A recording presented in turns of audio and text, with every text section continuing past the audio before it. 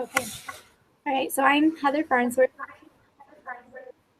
And I'm Laurie Rock, and we are discussing, this is our video final for Amazing Grace for family advocacy, child and family advocacy. So the first question that you wanted us to discuss was, what doctrine in Wilbur's heart drove him to advocate? And why is the doctrine of the family so important to have in your heart to be passionate and persistent? I guess I would say, first and foremost, I had never even heard of this movie. Mm-hmm. It's not one I was even familiar with. So I was a little bit, I didn't know what to expect when I started to watch it, but it sucked me in from the very beginning. I have to agree that this is probably going to be one of my favorite movies that I've watched. But from the very opening credits of the movie, I think you could tell that he was a compassionate and godly man. The scene where he gets out of his carriage to stop the man from beating the horse was really poignant, because it shows that he has love for all of God's creatures, not just individuals, human beings. He cares for all of God's creatures. And I guess as it progressed, seeing that he really had a struggle in whether he wanted to take the path of politics versus following his desire to be, it didn't really lay it out whether or not he said he wanted to be a preacher, but you could tell that he was drawn towards the church. He thought about religious things. And so that struggle that he had, but you could see by his actions and the choices that he made that he really did have the well-being of humankind at his core. He was giving and compassionate, and opened his home. And so it was pretty much for me to see him as an advocate for the end of slavery in his country, and really throughout the whole slave route for slave trade, was not a reach, because he did come across as a godly man. And when he was given that invitation to enter politics, he really, I think, struggled with that, because I almost feel like he felt like there was a greater good to be had by trying to advocate for the end of slavery in a religious way, maybe versus a political way, because he saw so many roadblocks. Mm-hmm. But that meeting of all of the people, that secret meeting that they had, and as they tried to help him understand what the importance of maybe going into politics, how that might maybe help shape policy a little bit more quickly. And I think in the second part of that question, the doctrine of the family, why it's important to keep it near and dear to our hearts. I think that, I guess for me, as a Latter-day Saint, the proclamation on the family is probably prominently displayed in most LDS homes, and it outlines what a family is. And I don't know about you, but this semester I learned some things about policies throughout the world that are in regards to families that I was unaware of, and that have just really saddened me and almost frightened me about what is to come if we don't really make it a point to internalize that and stand up. So I think that having a clear view of what your goal is and what you want is critical if you're going to advocate for anything, and especially if you're going to advocate for the family, because it is ever changing, and what we know to be traditional family values really have changed in the last decade, almost to the point where what we know as the family has completely morphed into something different. So I think having that in your heart and knowing what you want, knowing what your goals are, knowing what you're willing and not willing to stand for really makes a difference, because you've got to know how far you're willing to go in order to make those changes. Okay, awesome. Yeah, I agree. I've seen this movie a long time ago, maybe, I don't know, a long time ago, like 10 years ago. So I didn't remember it very well, but it was really, really good to watch again. It was interesting. For some reason, it was reminding me of the Joseph Smith movie, Praise of the Man. I don't know why, just elements of it and what he went through. So the question was, what doctrine drove him to be, in his heart, drove him to be an advocate? But I agree that just the way he treated animals, I thought it was kind of fun that he had interesting pets, and just as a person completely, it wasn't just this issue. He was very set on being humane and on the fact that God created all men equal. And also, he wouldn't have been able to do all of that without faith in God, because it shows him lots of times praying and feeling like what he was doing was important in God's eyes. And so I thought that was pretty important. Sorry, someone just knocked on my door, but I'm just gonna ignore it.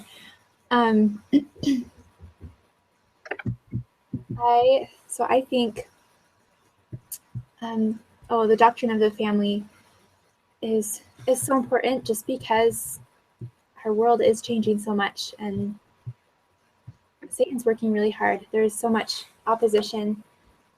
I didn't realize before this class how just awful the opposition was and how fierce they were against the family. I didn't. Well, and I think too, like when you think about religiously and societally, the family is like the basic building block of both sides of that argument. If you think about the proclamation to the family is the center of Heavenly Father's plan for his children.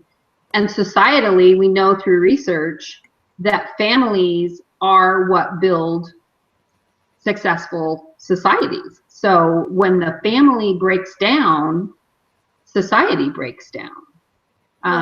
In our discussion group, we had the discussion that many of the things that we see happening right now with same-sex marriage and transgender issues and other gender issues and the decision not to be married, to have children out of wedlock, there's a whole host of things that are happening that are contrary to what 50 years ago traditional families looked like. But if you look back at history, one of the greatest societies, Rome, fell because of the choices they made personally in those situations. They were the most technologically advanced, and they had great literature, and they had great thinkers and mathematicians, but their personal choices and their personal sexual proclivities led them in a direction that disintegrated the fabric of their society, because it broke families apart. Sorry, yeah. Phone ringing. That's okay. I'm on Skype. I gotta go. Bye.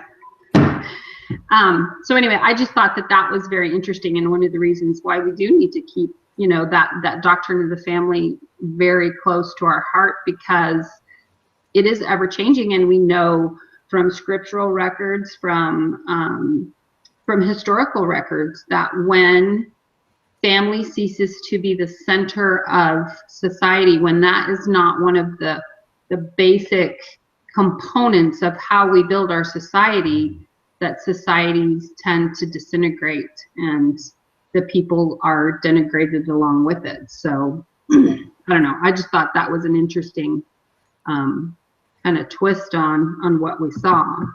It's true. It's very interesting, and it just seems like there's a lot of agendas out there advocating for things like the Convention on the Rights of the Child, and things like in the UN, and it doesn't. I had no idea. Research. I really had no idea. I mean, I guess when I thought of the UN, I thought of, treaties and, just things that made everything kind of kumbaya-ish with other, with other countries. I had no clue what they were a party to advocating for, and how it seems like very,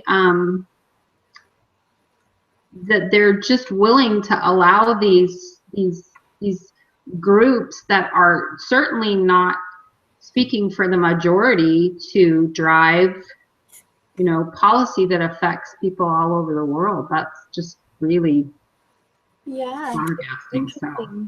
And I think I saw maybe some connection to it in this movie, I guess, because the people, all the guys with the wigs in Parliament, they were defending the rich businessmen, and they were kind of just loosely saying, oh, well, people don't care, people agree with us, when actually Wilbur went and did the research, and they had all those signatures from people that really did want change. So it's just interesting. They weren't representing the people, they were representing. Well, and that's a really good point, because, and just to like what I just spoke to, I had no idea what happened at the UN. I had no idea before I took this course. Yes. And so I guess you could say that I was one of those, not really, I guess you couldn't really call me apathetic, because I didn't really know. It's hard to be apathetic when you don't really understand the issues, but apathy in the sense that you're not seeking it out. But, like you said, the citizens really probably felt like, well, where do I go to make this change? Who's going to listen to me? I'm just but one person, but we have learned that one person can, make a big difference. Yeah, that's really good. Do you want me to do the next one first? Maybe we can start off doing it first. So the next question was, how did Wilbur employ a theoretical Bronfenbrenner approach to become a more effective advocate? Identify at least one thing in each system and be specific. So hopefully I did this right. I kind of just outlined the microsystem, mesosystem, exosystem, macrosystem, and chronosystem. And so I thought an example of the microsystem of him being an advocate there, I just thought talking to his close friends and family. Apparently he was living with his cousin, and eventually he married that woman, and he was an advocate for it in his personal life, and then also formed relationships with people and traveled and talked personally to many people that had experiences with slave ships. And so it was kind of a one-on-one thing. That's kind of what I thought was microsystem. And then the mesosystem, this one was kind of harder for me to figure out. I was thinking just how, well, he had a relationship with his friend, Mr. Pitt, or whoever he was, the friend that's with him who I guess became prime minister. Yep. So he had a relationship with him, and that was really beneficial. I guess I kind of identified that as a mesosystem sort of thing, because that became beneficial, especially at the end when he opened more doors for him and into advocating for his cause. And then I kind of thought, I don't know what this would be, but I just thought how they had, I guess, one of the governors or whatever sort of office he was, took those people on a tour, and at the end they showed them the slave ship, and then he was like, they smelled the smell, and all the women were crying and like holding their handkerchiefs, and just I don't know, just connecting them to what was actually going on. And I thought that was really cool that they did that. So I put that in mesosystem. And then the exosystem I just thought was just all of his speeches in the the Parliament House meetings and how he would prepare things and how he wouldn't back down and would bring up things. And then how I thought he advocated in the macro system. I thought, well, just how he knew that the people, they were wanting ways to attack the French and go against them. So they used it to their advantage by getting it to benefit abolition, by having causing the boats to change their flags, and how he was aware of what people were thinking and how they had a different paradigm, and they needed to have a paradigm shift in order to really sign for abolition. They needed to have their eyes opened. And so I feel like he was connected to the culture and the way things were, and was able to do some things to reach people. And then Chronosystem, I thought just how things changed before and during and after the war with France, how public opinion changed and how it became more difficult to reach people and to talk to people, and then it became better later. And so that kind of impacted the success of his cause. So that's what I thought. What did you think for that question? Well, and I agree with everything that you said. One thing that I would say is that he kind of weaved it through all the systems. He utilized well the what's the word I'm looking for? What would help him? He utilized his friends, his family. He utilized the church. He utilized communities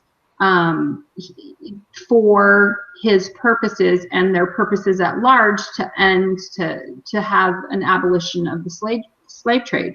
Mm-hmm. By his use of that small group of people who met in secret to kind of formulate a plan on how they were going to go about ending slavery, sending I'm assuming he was a lawyer. They didn't say outright it was lawyer. He just said in my law books, but so I'm assuming he was, sent him to Jamaica and some other places to get firsthand knowledge and affidavits. They were able to get all those signatures on the petition. And so they really utilized, and like you said, opened the eyes of the people in their community, the people in other places. They utilized his friend who had been a slave ship captain, who had a change of heart. And so his memoirs were kind of a tipping point, I think, in letting people see the horrors of what was happening. And then I'm trying to think, what's his name? I can't think of his name. Aquino, was that his name? Yes, Equiano Aquino. Equiano was his last name. And his memoirs about being a slave. I mean, he was able to utilize the best of what he could get in all of those systems. And granted, I think his greatest power came through the exosystem, through Parliament. He was able to affect far more change, I think, in the sense of what could be done if he had chosen a different route and chosen to just approach it through the church and through small communities. Who knows how many decades would the slave trade have continued, but by virtue of being in Parliament and surrounding himself with people who had like ideas and the same desires, as well as people who were educated and knew the issues and knew, in a sense, like the lawyer said, how are we going to win? Well, we're going to cheat. We're going to beat them at their own game, putting their heads together. Had he not put himself in a position to where he could affect change politically and change the law, I don't know if it would have changed. So he weaved his way through all of those systems, very well, and was able to overlap and bring people from one to the next and use information he found in one system in the next. So I think that this particular movie and his experience is a really good example of use of the Bronfenbrenner model, theory, because it worked. I mean, he kind of started at ground zero and worked his way all the way to the top. Yeah, I like that. It kind of reminds me a lot of that book that we had to read for this class about the law professor that went to Istanbul. Mm-hmm. Reminded me a lot of that too. Just the amount of effort that it took and how exhausting it was. Well, and what he sacrificed along the way. It's like you said, the law professor, I think that, what did he say? He lost like 30 pounds over the course of the 3 weeks because he just was so involved he didn't have time to eat. And truly in this situation, Wilbur did the same thing. I mean, his health was affected. Now granted, I don't necessarily think that colitis was a cause or the cause of, was caused by his advocacy, but certainly the strenuous nature of what he did probably didn't, lend itself to being healthy. But yeah, it was certainly, inspiring, no doubt. Okay, so I'll do the next one. It said, how did Wilbur and his fellow advocates do and share their research? What evidence did they provide to persuade those opposing or on the fence? And you mentioned that the little ride down the waterway and stopping at the large slave ship and being there to smell the stench and hear how many births they had, and the fact that they started a journey with 600 people and at the end there was only 200 living souls, and just really forcing them to see the impact of what this slave trade means in terms of actual human lives.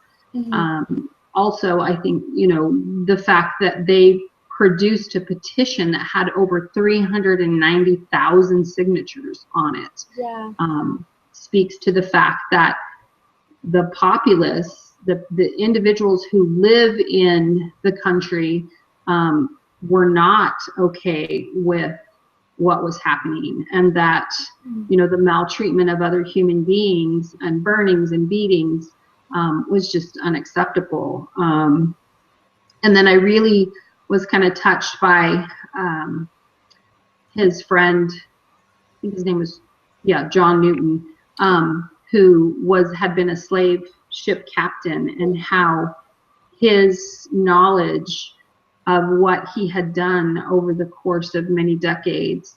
And I think the quote that he said was that he had the blood of 20,000 slaves on his hands and he just couldn't get them clean. Coupled with then Equiano's understanding and sharing, writing a book about his experiences as a slave, and the physical manifestation of showing the chains and the shackles and how a man, women, and children are chained for the entire journey. I mean, all of these things, I think, help to sway public opinion. However, the government in the country was not the same as the government here. I mean, it didn't work the same way. And so when he rolled that petition out and he said, the people, basically the people have spoken, and his main detractor jumped up and just said, what do you mean the people? Like, basically, like, they have no say here. We are the ones who are making the decision. And I thought that was a really poignant kind of turning point in the movie, because he realized what he really was up against, because he could have all of this evidence, but in the end, the evidence makes no difference if those MPs were not going to vote their conscience and not necessarily in keeping with their constituents, who are big businessmen and ship owners.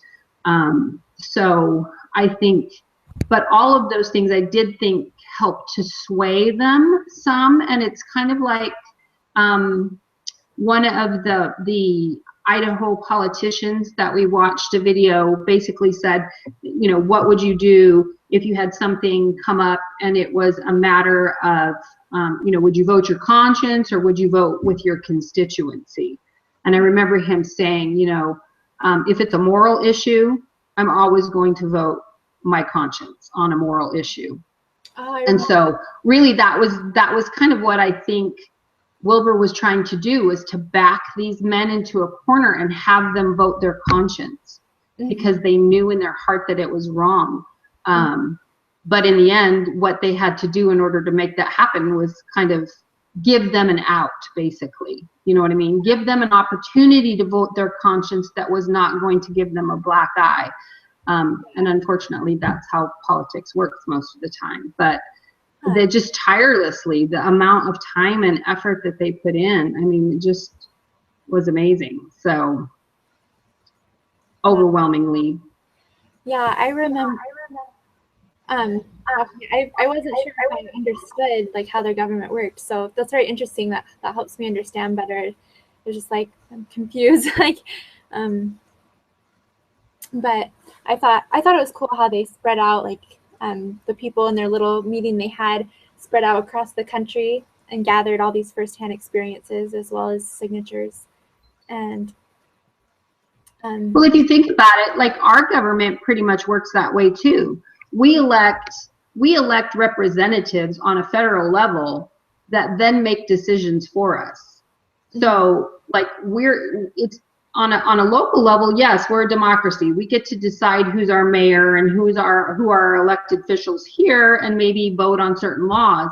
But on a federal level, we pick senators and representatives who then make the decision for us. And that's kind of how it is there as well. You know, the MPs are the ones who they have decided, you know, or they have put them into office, and they then get to make that determination. And so, you know, that's why they say it's so important to vote, because you're deciding who then is going to make a decision for you, because you're not there to make the decision. We've basically hired that person to be our conscience. And so unfortunately, in Wilbur's situation, you know, 95% of the people who were voted MPs were in the pockets of the slave traders and the plantation owners and the cane producers. And so that was a huge hurdle to overcome. And so I think that, you know, when he said we're going to cheat, the law that he found to change the flag or whatever in order so that they could seize the ship was the only way that these guys could save face and vote their conscience and yet not tick off their constituents, I guess is a way to put it. But yeah. So. Yeah, I agree. And I think maybe just on a more like personal level, I thought the way he was when he was in the parliament, just how he would, like you had to be a little pushy. He had to speak out and sometimes like just be really vocal at getting his voice heard, or else they'd be drowned out. And I thought that was interesting. Like I had to. Well, and I think he too, like, I like the fact that he used levity. He made them laugh, because he knew if he got into a heated debate that would get angry, he would lose immediately. But if he kind of poked fun in a kind and, you know, silly way at some of his other people who were detractors, he could get other people to laugh and they might listen a little bit longer. And so he approached them in a way that was respectful, but allowed for positive debate instead of the type of feelings that come, like the poker game when the guy was losing and he said, you know, go fetch my slave, only he used a different word.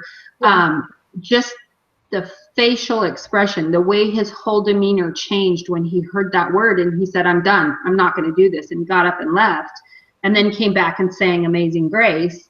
That was really, you know, there wasn't anybody else in the room that was willing to stick to their convictions like that. So it kind of showed early on how committed he was to his cause.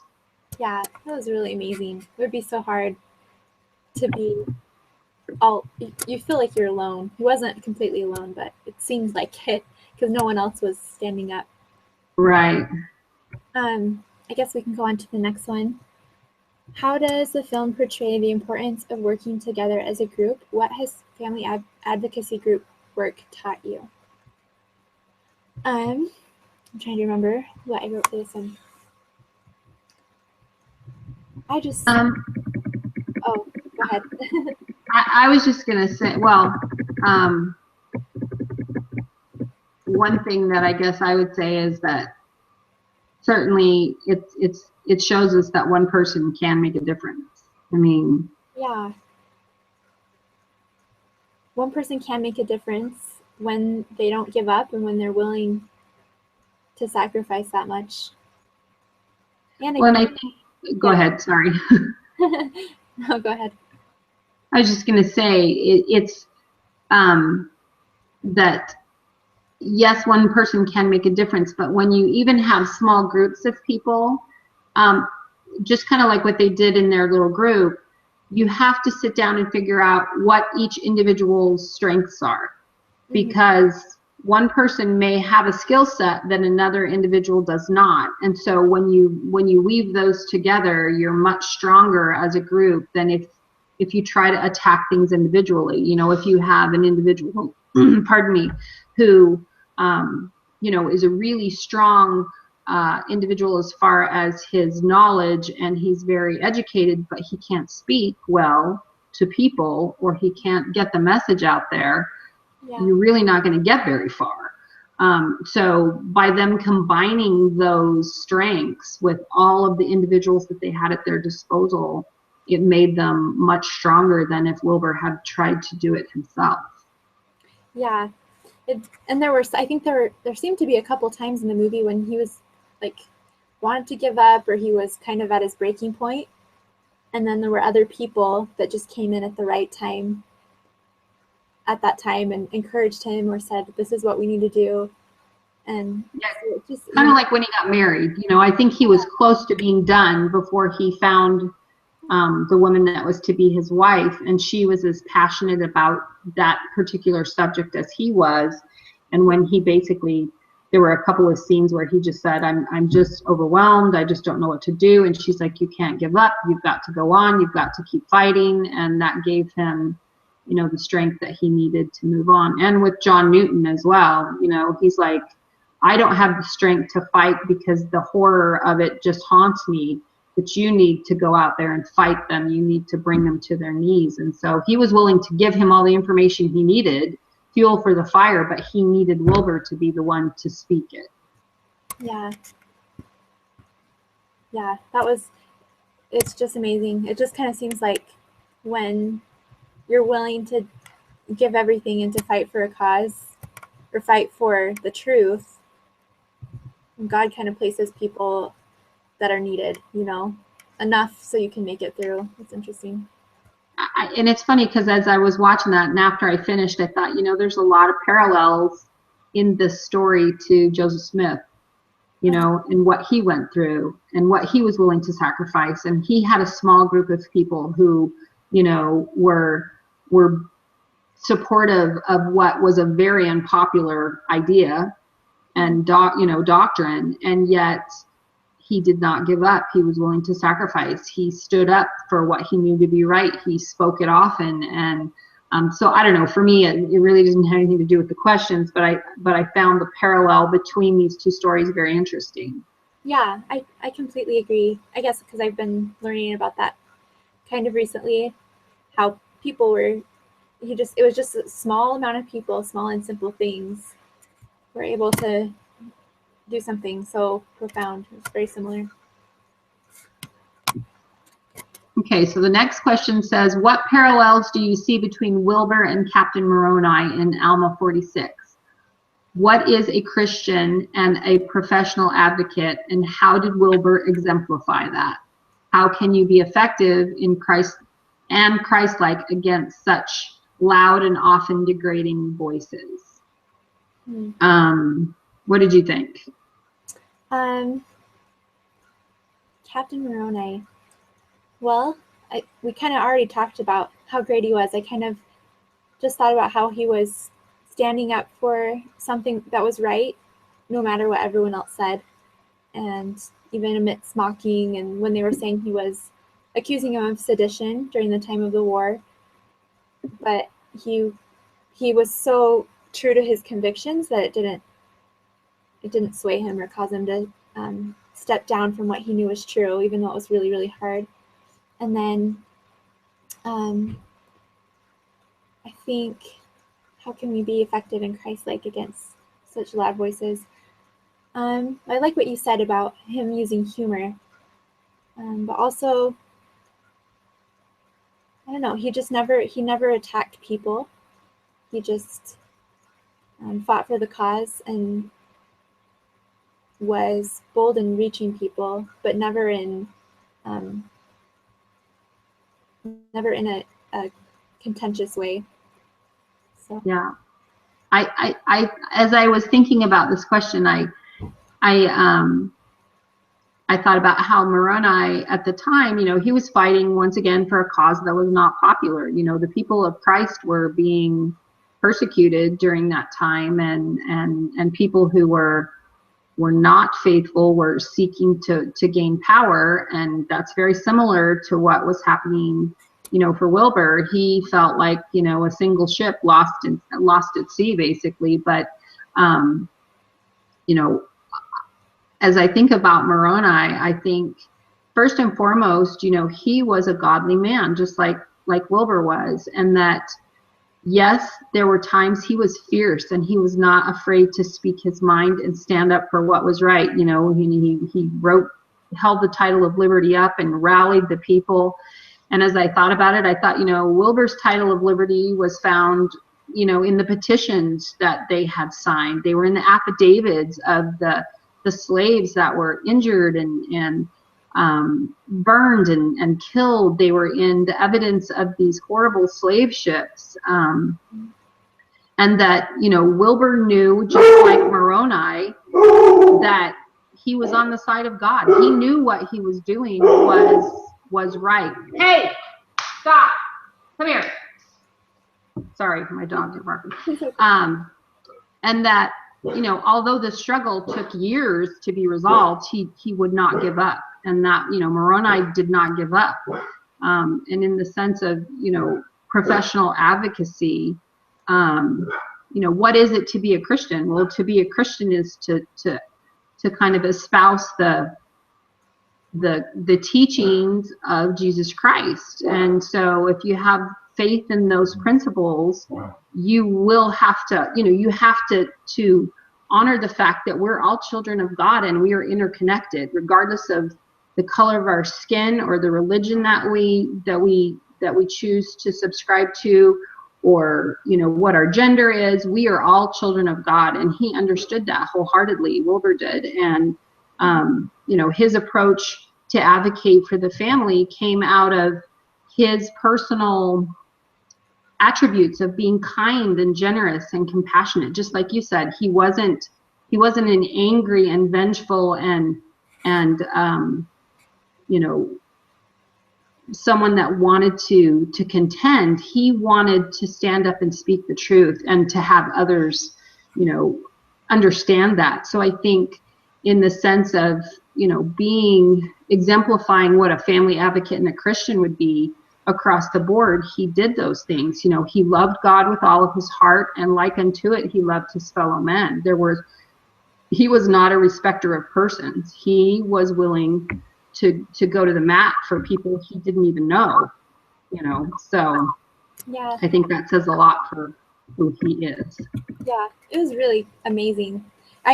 So this is supposed to be based on a true story, but I wonder how much of it is accurate. Because that just makes it more amazing. And like I said, I had never even heard of this movie.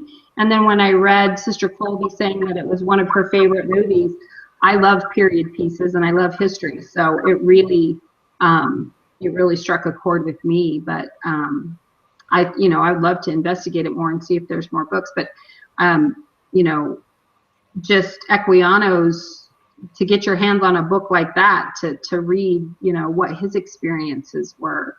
But like I said, just the parallels to the LDS experience, the Mormon experience, and granted, people don't necessarily like it when you make a comparison between slavery and what happened to the early saints, but, and I'm not saying that it's by any means the same, but like in conference this week when President Uchtdorf talked about, our people have been refugees, and we have lived through the horrors that refugees today are living through, and so it kind of made me think that our leaders now are asking us to stand up and be a Wilbur, to be an Equiano, to stand up and in essence, be an advocate for these refugees, even though it's a politically unpopular thing to do.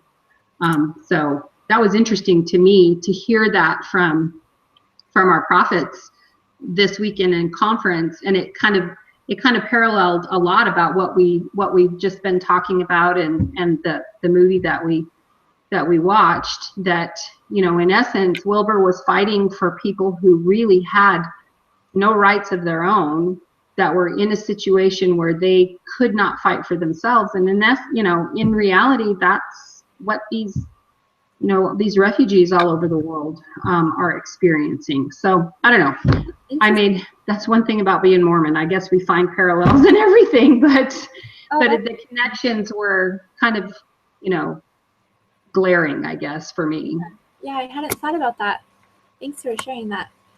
Wow, so we have like almost 40 minutes and we still have most of the questions. Oh, wow. Let's move through then. Okay, I was like, we've probably answered some of the other questions already. Probably. So I didn't realize, I thought we wouldn't have enough to fill the time, but okay. So the next one is Marcia Barlow spoke on persuasive speaking and writing. Did Wilbur and others exemplify any of Marcia's ideas? How so?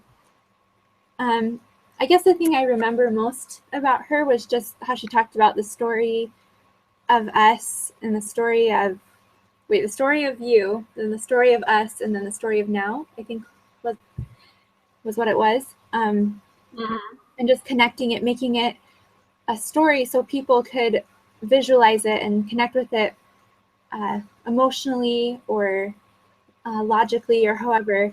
And I thought that the way that Wilbur uses stories really was effective in that way, in helping share personal experiences of slaves and people that were on slave ships to help. Well, and Equiano and John Newton also brought a personal face to it. They brought their own personal story. And so it's like she said in her video, making it personal, like putting a personal human face on whatever social issue that you're arguing really makes a difference. And that definitely made a difference. Having firsthand knowledge and being able to share those experiences, I think, was, very powerful.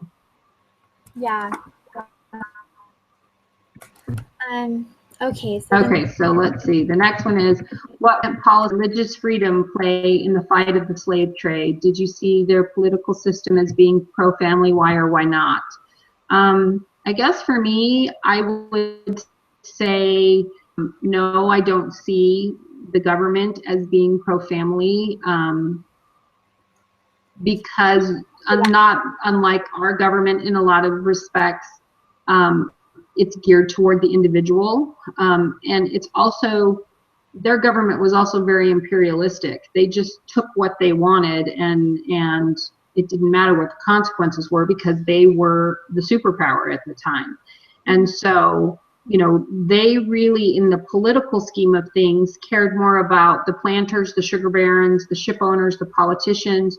People in power really drove the political system there, and of course, slaves have no currency in the game.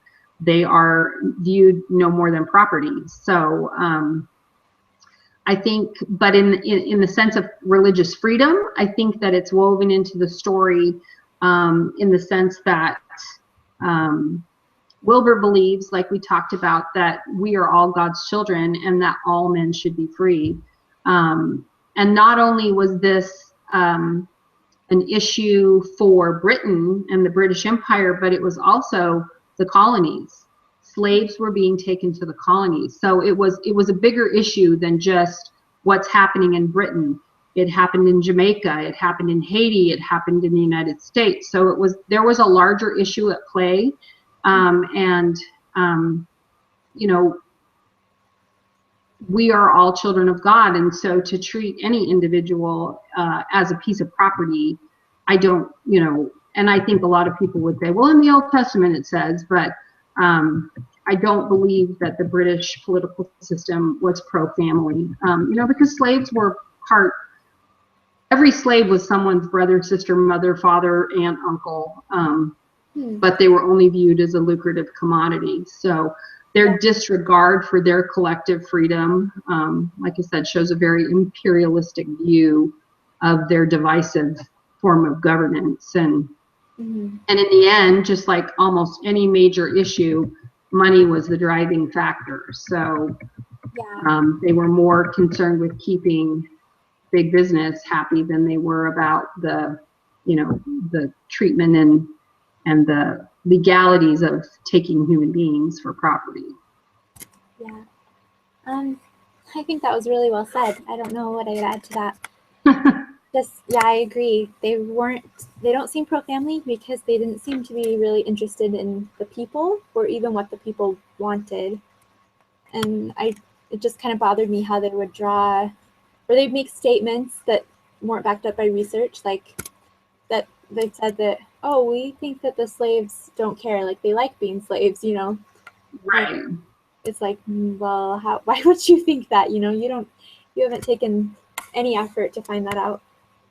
Well, that's like saying, you know, in the 50s, cigarette smoking is, you know, great for your health or whatever. They didn't necessarily have all the research, or if they did, they didn't want to share it because it's lucrative. Huh, interesting. So the next one is, do you feel that Wilbur used his time on Earth well? How do you see him showing the elements of consecration that Elder Christofferson spoke of? I definitely do. We talked about just how much he sacrificed and how, like, it seemed like he was young, especially at the start. It mentioned them being under 30, so he was somewhat young. And then just how much effort and hours he just kept giving. Like, he didn't stop and say, okay, well, I'm gonna go make myself happy. But it paid off in the end. So it was cool to see the end. It was rewarding. I liked, there was in Elder Christofferson's talk, there was a quote that I really felt like it went really well with this. It was by Elder B.H. Robertson. It said, "The man who so walks in the light and wisdom and power of God will at the last, by the very force of association, make the light and wisdom and power of God his own, weaving those bright rays into a chain divine, linking himself forever to God and God to him." And so I thought that, you know, that was a perfect explanation of what Wilbur did. I mean, he saw God in all that he did, and by choosing to be the type of man he was and fight the fight he did, he linked himself to the divine, and that was going to be, you know, not only his earthly legacy, but his eternal legacy as well. So I just really like that quote. That's awesome. Thanks for sharing that. Okay, so the next one is, any other profound thoughts or personal insights from the movies that are related to child and family advocacy? I mean, I think we've covered most of this, but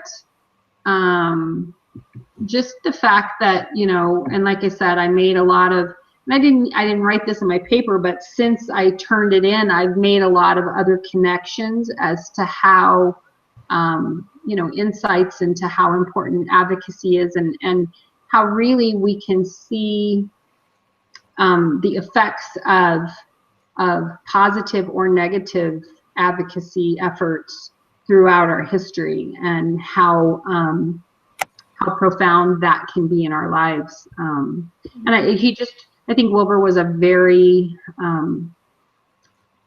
a really positive role model. He was unmoved in his devotion to Christ-like service, in his desire to, abolish the slave trade, but he was also feeding the hungry at his house. His poor maid was having a nervous breakdown because she kept just having all these people come. Like you said, he had a menagerie of pets. He was kind, and he was good to his friends. Just really a very, good man. And and I guess the best example and the best outcome for me was to see that he lost more than he won, and he never gave up. He didn't, he may have gotten discouraged, but he definitely, I don't know how many years it was from beginning to end, but he lost more fights than he won in the parliament, and that he never let that get him down. I'm gonna get my dog. Hey, outside! Outside!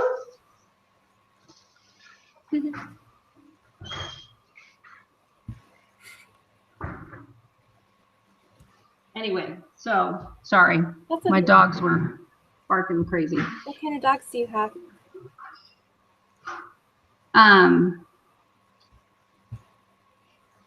Okay, so did you have anything that you wanted to add to that? I think what personal, I was struck just by the amount of dedication it took, and that really is hard, but it's kind of just like every other great endeavor, like kind of like missionary work or any other cause that you stand for, or any other big change. And but it takes. I think that's true in any pursuit, don't you see? I think that's true of even our pursuits personally with our families. Mm-hmm. I mean, if you think about the difficulties encountered just in individual families with errant children or illnesses or deaths or whatever, mm-hmm. I guess what I'm trying to get at is like endure. We need to learn. What I can learn from this is that we need to endure. We need to not let it get us down. It's like that 2 Nephi 31:20, that we should press forward with the steadfastness in Christ and a perfect brightness of hope. And I thought that really kind of encompasses how Wilbur was, and if you do those things and endure to the end, you shall have eternal life. So basically that's kind of a framework for how we can advocate in the face of illness, danger, sadness, opposition, any of those things. If we just fix our focus on the Savior and advocating for good things, that eventually, we may not always win, but we will always have hope and joy, I guess, regardless of the outcome. Let's see. What was the next one? So we talked kind of about how our understanding changed. Like you mentioned that you didn't realize like what was going on in the UN, and things like that. It was kind of the same for me. Like I feel I didn't realize, like I said, I didn't realize how like vehement and powerful the opposition was, and how calculating it is against the traditional family. And but I feel like I also learned more about how there are things that I can do like right now. It helped me to recognize a responsibility more. Yeah, and I think that one thing that's really been made clear to me is that really every law and every policy in some way touches the family. I mean, granted, like, okay, you put up a new red light, but I mean, major laws that impact family issues, there, from that somehow, really honestly, every law impacts the family in some way. You know what I mean? Everybody drives, everybody goes to the store. You know, it's the family is intertwined into the society so deeply that really all policies affect the family, whether it be societally, you know, fiscally, you know, whatever it may be. Every law that's made does impact the family in some way, and you know, we just need to, like you said, we need to be more aware, because I thought I was informed and I am not.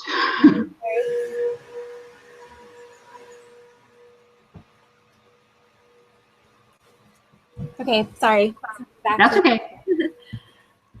All right, let's see. I think we have maybe one more question. Yep.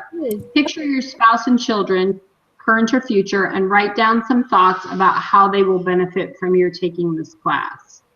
I don't know. I feel like my family maybe has already benefited. My daughter and I have already had discussions about some of the things that I've learned, and discussions about, she has a small daughter, and how legislation and laws that have been passed, how it's going to impact how she raises her daughter, how she will view her personal identity, her gender identity, things of that nature. You know, and the questions that she's had are, okay, do I, you know, what are my choices as a parent? What is going to be taught to my child? Do I take the route of homeschooling? Do I find a traditional school? Do I send her to public school? You know, things of that nature. And then also just discussions that I've had with my family recently about politics and just different things that we've discussed in the past few weeks. So I think it has been beneficial. And for me personally, I think it changes the way I look at issues now. Mm-hmm. That's really cool.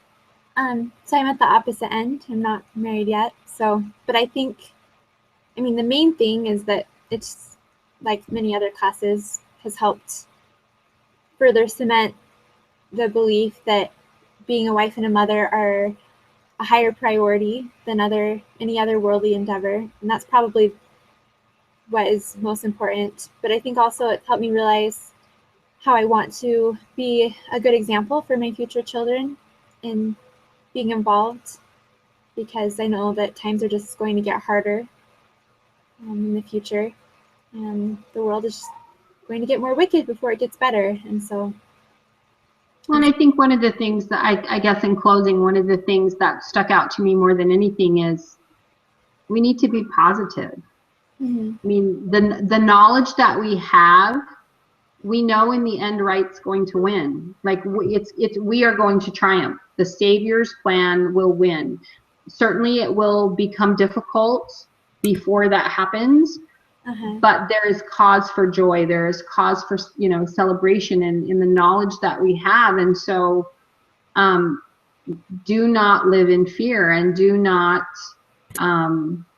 become cynical, I guess is maybe the word I want to use. That we need to take hope and be thankful for the knowledge that we do have, that allows us to advocate in a way that maybe other individuals don't necessarily have the skills to do, because they don't have the additional light and knowledge that we do. And so I work in an elementary school, and, you know, I've seen it change over the course of the last 20 years, you know, economically, socially, family structures. I've seen it change dramatically, and it saddens me. But on the flip side of that, I also know that I have something to share for other people, that I can share with them. Oh my gosh, how do you do this, or how do you do that? How do you not lose your mind? How do you, whatever. That we do have a way to advocate that does not require us to stand at the state capitol or on the steps of, a federal building. We can do it every day in our own communities by the way we live our lives and the information that we share. So I just think that I'm coming away from this with a positive view of when I need to speak up, speak out, and share what I know in a positive, kind, and compassionate way. and not be judgmental in the sense of, know the facts, share the facts. Don't get into a heated argument and debate that's not going to go anywhere, and just let the Spirit kind of take it, and help me make those decisions. So spread what we know. So yeah, that's a good ending comment. Be positive, because really we're on the winning side, so we don't really need to be afraid or be cynical. And so I like that a lot. All right, well, I think we covered everything. So do we have to post, do you want to post the link in the like question? Well, I guess I can just find it on your page when it'll actually go to your Google. Your Google page, and then I could probably get the link from it there. Yeah, because it says to submit it, if I were the one that created it, to submit it with my peer evaluation. Okay. So awesome. I can do that. So well, thanks so much, Heather. I'll stop the recording. Hold on. Okay.